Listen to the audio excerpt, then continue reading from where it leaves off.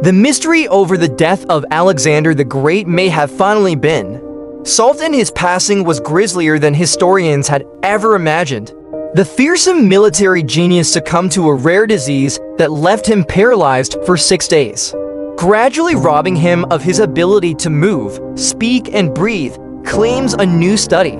It means the ancient Macedonian ruler was likely still alive, while his loyal soldiers prepared his body for burial in 323 BC. His muscles were paralyzed to the point that doctors couldn't see. He was still breathing, meaning he was pronounced dead nearly a week early. One of history's finest warmongers, Alexander the Great established the largest empire the ancient world had ever seen through a series of ferocious military conquests. At the age of 25, his army overcame overwhelming odds to crush the Persian territories of Asia Minor, Syria, and Egypt without suffering a single defeat. The towering leader died suddenly in Babylon at age 32, and for decades historians have puzzled over what finished him off, with some blaming typhoid, alcoholism, or even poison. Now health scientists in New Zealand think they have the answer: a rare autoimmune disease that destroyed his body from the inside. The findings were published in the Ancient History Bulletin. They suggest the condition left him paralyzed and unable to speak, meaning his staff failed to recognize for nearly a week that their king was still alive. I wanted to stimulate new debate and discussion and possibly rewrite the history books by arguing Alexander's real death was 6 days later than previously accepted, said study author Dr. Catherine Hall of the Dunedin School of Medicine in New Zealand. His death may be the most famous case of pseudothanatos, or false diagnosis of death, ever recorded.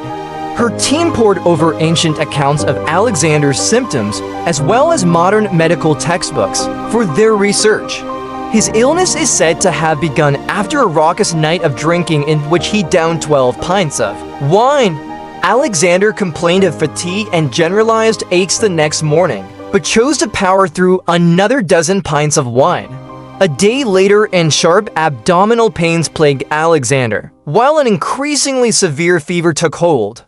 Bedridden and in excruciating pain, the great leader gradually lost his ability to move, only able to flicker his eyes and twitch his hands just 8 days after his symptoms began.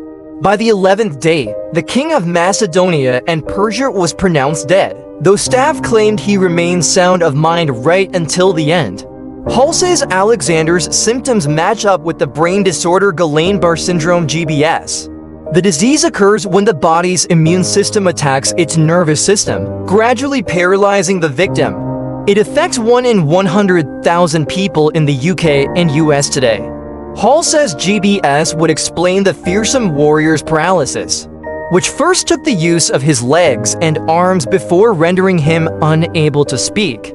The disease, caused by a bacterial infection in the stomach, does not affect the brain, which matches reports that Alexander was sound of mind through his illness.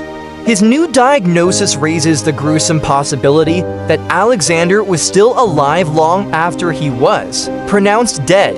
At the time, doctors didn't use your pulse to check if you were still alive, instead scouring victims for signs they were still breathing. The paralysis would have gradually restricted his respiratory muscles until his breaths were so small that doctors couldn't spot he was alive. Greek scholars later wrote that in the days after his death, Alexander's body didn't decompose, proving the warrior king was a god. But Hall says this may have been because he was in fact still breathing. However, Alexander's breathing was so restricted that he likely was in a coma by the time preparations for his death began. It is very likely he was in a deep coma by this stage and would have had no awareness when they began their task, she said. Much about Alexander's incredible life and grim death remains a mystery.